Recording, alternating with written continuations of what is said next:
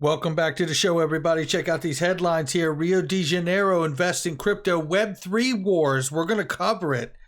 SEC versus Ripple. Will ETH be next? It could be. And what does a rollout really look like? I think you're going to see evidence of that today. Congress and crypto hearing this week. And Mark Cuban is at the Bitcoin conference in Miami, and we've got clips for you. He's going to talk crypto and stablecoins and the SEC, and you're going to want every bit of it. Let's roll that beautiful intro.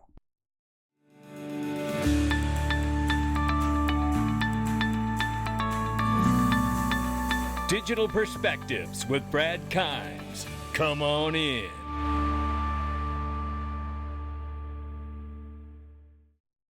Welcome back to the show, everybody. You can follow me on Twitter at BackupBradleyAbove, and everything that we're talking about here today. We're almost 2 trillion flat, 2,008 billion market cap for crypto. We're off by 3.28%. We've been bleeding slowly off since this morning. We see that 42,100 plus now for Bitcoin. It's off by 2% more and more on the 24-hour. Ethereum now down over 4% at 3,200 plus. And we see here Cardano has flipped Solana. It's at $1.52. It's up 7.98% on the 24-hour, 35 plus on the 7-day. Yeah, good stuff happening with that. Solana right now is 139. It's off by more than 6% on the 24-hour and almost 4% on the 7-day. XRP, ladies and gentlemen, is 76 cents. We see right now we're ranging between 0.7539 on the bottom and 0.7836 on the top. The numbers are brought to you by PureVPN, everybody. Leave no digital trace of your identity online. That's what we're talking about. This is one of the many different layers of protection that I use to hide my identity online. I use other things, and this is one I count on the most, and it really has been a game changer for me. You can click any of the links in the description box or comment section under any of our videos to get the deal and the special. Right now, 5-year deal, 88% off for $1.33 a month. There's nobody hearing this that can't afford that. Or really in this day and age with all the cyber attacks, ransomware, everything that we're seeing, can really afford not to go the extra mile to really protect herself. Make sure you check out those links. Nick Burafedo right here, man. Look, recent Link 2 member here, and he is crushing it. He is down at the Bitcoin conference. I can't play this audio on this because it has Ohio Players' Money, Money, Money playing on it, which is one of my favorite songs, and I love it, but I'm afraid of a copyright strike if I play that. But I can play it muted and let you just see. This is Mark Cuban coming to the stage here. Yeah, you can see that's Mark right here headed to the stage. And before this video is over, you're going to see a couple clips of Mark from this interview talk about crypto, stablecoin regulation, and the SEC and what he thinks of them. You're going to want that before we get out of here today. Rio de Janeiro will invest 1% of its treasury in cryptocurrency, said Mayor of Miami, Francis Suarez. It just keeps spreading, doesn't it? I think it's good news for crypto when you see that happening.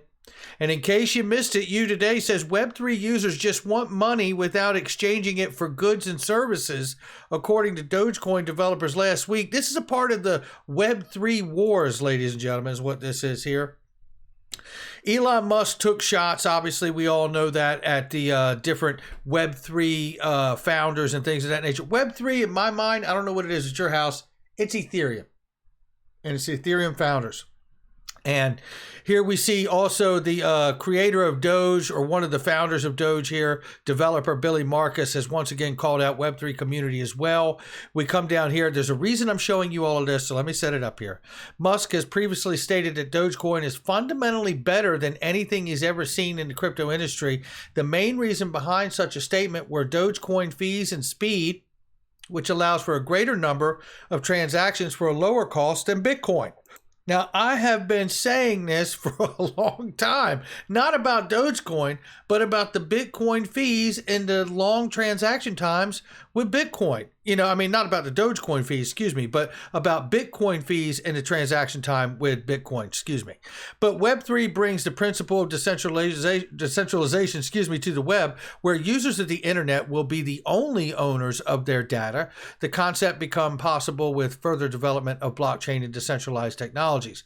The question at this point is is Ethereum really decentralized the way that they claim?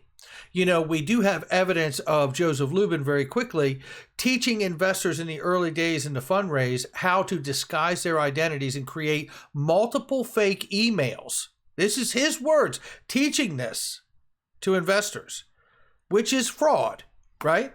And we have to wonder, why has there not been a public audit done on the Ethereum Foundation because of all of this, at the very least? Here we see here from Conspira XRP Theorist. He says, it looks like Consensus is running into some legal issues as of late, all from within, and involves possible fraud. The other involves JP Morgan. Next up, an SEC lawsuit, question mark? That is the question. And we're going to hear from John Deaton in just 1 second here, but take a look at the problems here. Kavita Gupta, who's been with the Consensus for a long time, is now having problems here, it appears. Consensus AG sues former investment head alleging resume fraud. The complaint comes 2 weeks after Kavita Gupta's lawyer filed a complaint against the Ethereum firm asking for at least $30 million in monetary damages. This is not a small matter, and neither is this. A group of former employees and shareholders of Ethereum development firm Consensus are alleging Consensus AG, led by billionaire Joseph Lubin, improperly valued key assets in its portfolio prior to an asset transfer involving banking giant JP Morgan. Well, this just gets deeper and deeper here. According to the document seen by CoinDesk, the group intends to request that a Swiss court review an asset transfer between Consensus AG and Consensus Inc. with a particular focus on Web3 wallet, MetaMask, and blockchain infrastructure, yada, yada, yada. You see, there is trouble in River City. And look at this. TIG points out here, every ICO I've ever seen is a security, said Walter Joseph Clayton III when he was the chairman of the SEC, and that was from his time and tenure May 4th, 2017 until December 23rd, 2020.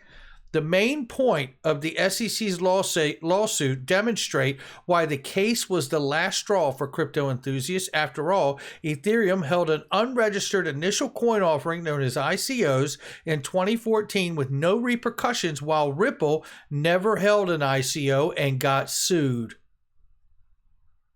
You know, I think this all speaks to the vetting and audit process, because they did not. Ripple did not perform an initial coin offering. Did not. The tokens were gifted from OpenCoin to Ripple. That's how it was. They were pre-allocated to Ripple from OpenCoin. That is the language that was used. And if you look right here, is Ripple the only company that never held an ICO? If that's the case, it would make sense for the SEC to go after them. If the court rules Ripple never held an ICO and Jay Clayton said he's never seen an ICO that isn't a security, the SEC can go after everything else. And that's true. And to that point is John Deaton right here representing all the XRP holders. The Hinman speech remains on the SEC website. The day the SEC removes it, if they remove it, is the day we know for sure Ethereum folks might be next. Well, I don't think there's anybody out here who really drops it out and lays it down the way John Deaton does. I mean, that says it about as good as it can be said. If you see the SEC back away from that speech and take it down off their website because it has been determined by the court that it in fact is William Hinman's personal opinion, then you will see probably the first pivot for the SEC to go after Ethereum and right that wrong. And they should do it just to create a level playing field, because they have been able to launch an assembly line of billions of dollars worth of projects off of the Ethereum network while holding up the entire crypto space to a different standard. Now, right here, in case you missed it, just to touch on this very quickly, because we're going to get on to other news here. But the judge orders the SEC to turn over the Hinman emails, declaring them his personal opinion and not protected by the DPPP. Now, not all of the documents that Ripple wanted, but one of them at least. Now, the SEC is still trying to fight and make the argument that it is covered under DPP, but it is not. The judge has ruled that document should be coughed up. And if anything exculpatory comes from that, watch out. it will be good for Ripple. All right, now right here, this is an oldie but a goodie from JV right here. It is a reminder the value is in the protocol. The next few pieces of what we're about to look at is what I believe, if you've never witnessed what a rollout looks like, and certainly I've not witnessed a rollout of this magnitude, but what we're talking about here is the rollout of a new emerging asset class, digital assets, cryptocurrencies, and stablecoins. Listen to what Dilip Rao says from his time at Ripple when he was there. He's since retired, and I hope he's enjoying his retirement in the second half here.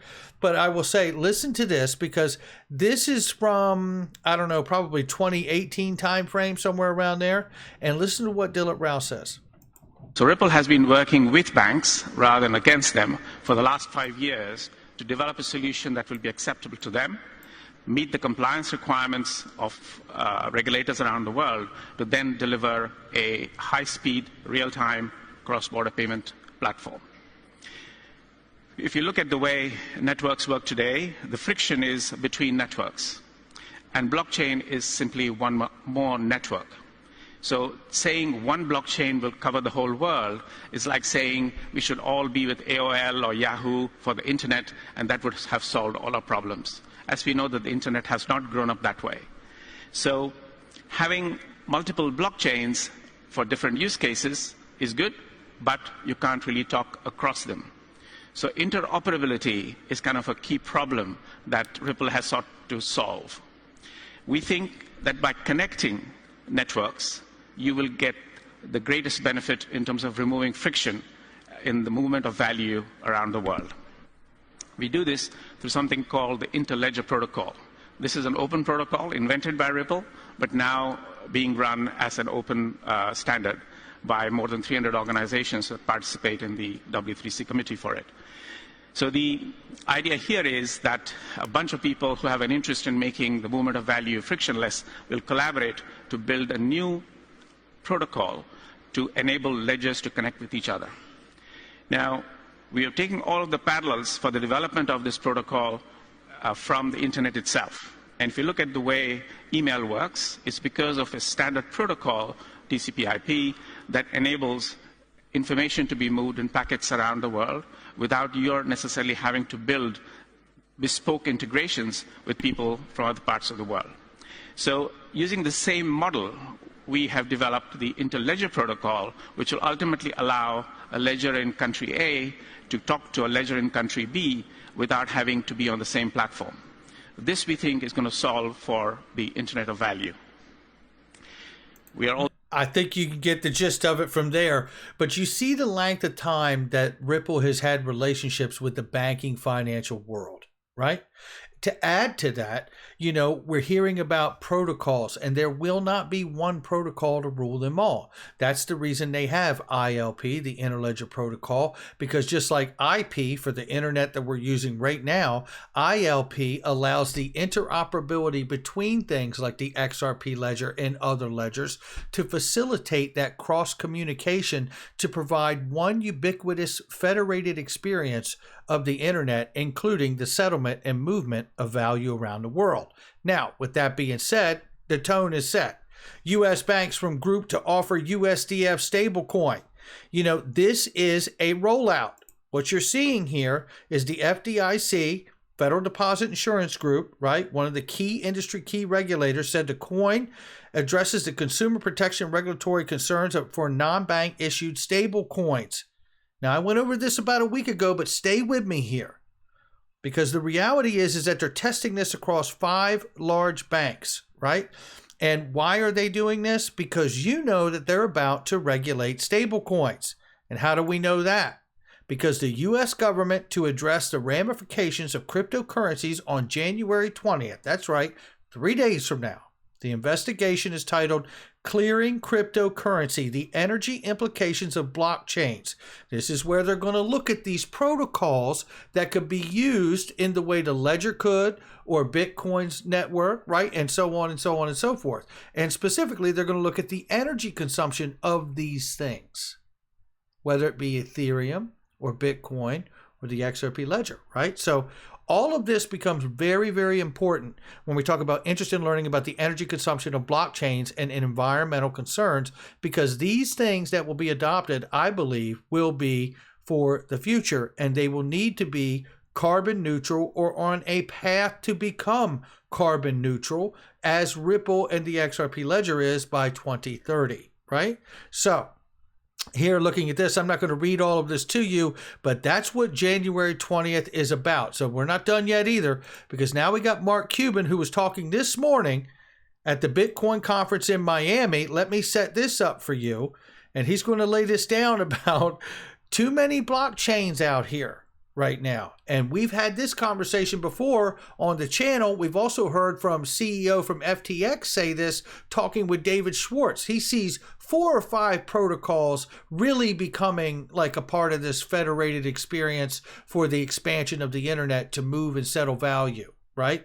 Not 10, 11,000 projects like we have in crypto today, right? So very key right here. I want to shout out to Nick Burafedo from Link2, and thanks for the heads up on this conference and that there was a video for it. So guys, check out Link2 as well. Let's take a listen here. You know, you got Ethereum, and as gas fees got bigger and bigger, that limited some of the applications. So you saw, you know, parachains, you saw sidechains, you saw L2s come in, and that allowed more applications. But all these blockchains are in a death war. There's not enough room for all these blockchains. And so they're out there spending a lot of money to get copycat applications to run on each of them, right? So you see DeFi hopping to all these games to get TVL, total value locked, to try to make themselves look big, right? And it's just more gamesmanship than actual utilization. There you have it. I mean, you can't say it any better. Mark is really grasping the space, and he's laying it down quite clearly here. There's too many blockchains, and right now you're seeing a lot of imitation after the innovation. And he also addressed the problem with the gas fees with the Ethereum network, which is not scalable at its current state. Now let's take a listen to this, because this is Mark Cuban breaking down here, and I mean breaking it down. Stable coins, crypto, and the SEC is effed up. Listen to this. The best example of that, so when people talk about stocks being stable versus crypto, right?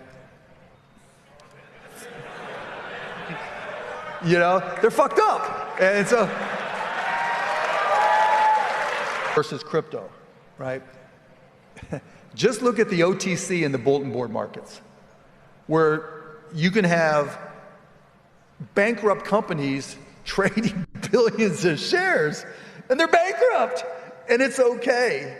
You know, you've got just a, you know, they're just now trying to change it. So Chinese companies who won't even let you audit their books, right, can be on our exchanges. That's crazy. And the best example. Now I'm going to pause that right there. There was actually a 2-minute clip, and sometimes Twitter does this to me, and it didn't upload the whole 2 minutes. It gave me 45 seconds of it. But I'll give you the part that he said. And what he talked about here was that stable coins themselves need to be regulated. And the reason he talked about it is much like what we say on this channel.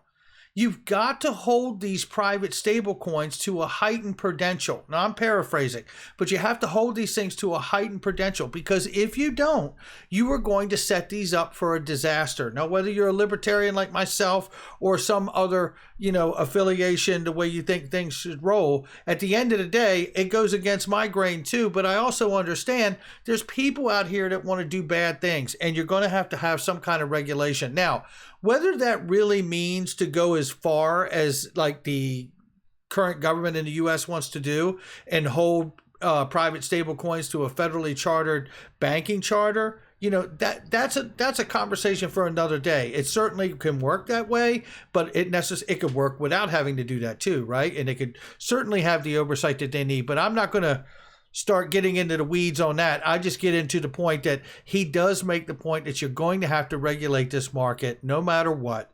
And the SEC is really effed up when it comes to this space, the way they're coming at it.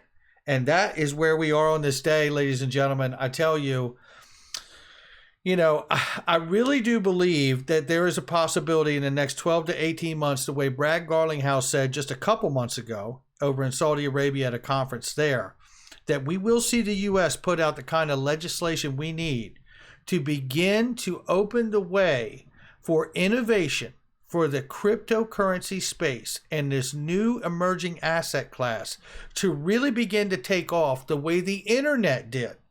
We're not far away from that moment, because if we don't have that moment, we will lose being a leader in the fourth industrial revolution. Before I get out of here, I showed you this last week, about a week ago, or I think it was last Friday. Pitchman VC, fintech blockchain marketing incubator right here, looking for funding, promotion. Tell us about your business.